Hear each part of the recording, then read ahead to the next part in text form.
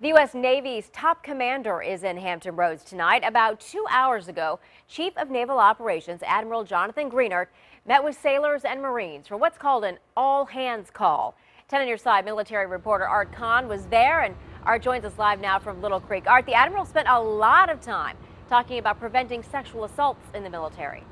Well, you know, the increased number of sexual assaults in the military and pressure from Washington for the military to get this problem under control, not just the Navy, but military-wide, is one of the reasons CNO Admiral Jonathan Greenert made this one of his talking points today. Now, according to a report released by the Pentagon, there were well over 3,000 reported sexual assaults during the fiscal year that ended just this past September. But there were many, many more that went unreported.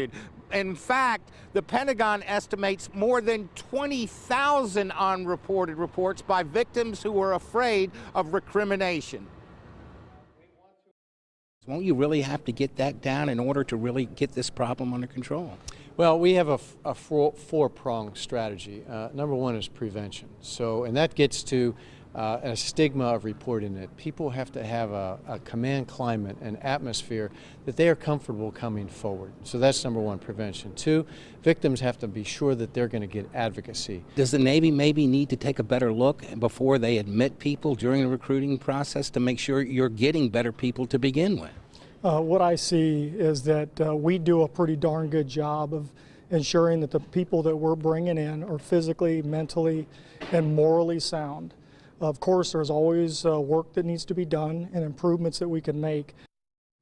That was the Master Chief Petty Officer of the Navy, Mike Stevens, weighing in on the recruiting process. Now, the other two parts of that strategy that Admiral Greenert was talking about deal with accountability and, of course, the prosecution process and going forward with the investigation of the crimes. Coming up tonight at 6, we'll hear from Admiral Greenert about the recently announced plans by the Defense Department to send 2 U.S. warships in the Black Sea to provide additional security for American athletes and their families during the Winter Olympic Games.